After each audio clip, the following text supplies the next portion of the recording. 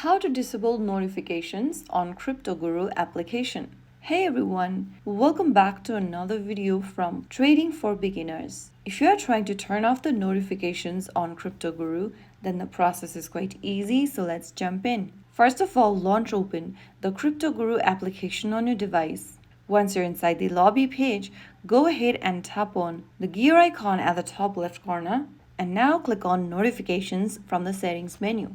Inside notifications, you'll see different categories.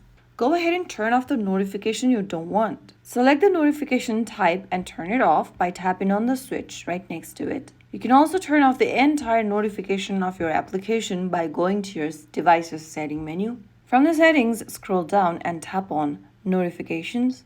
Inside Notification, look for the Cryptoguru app and make sure that this button is turned off. After you have this button turned off, you'll not receive any push notification from the app. So there you go, that's how you do it. If you found the video helpful, don't forget to like, share, and subscribe to our channel. I will see you again in the next episode. Thanks for watching.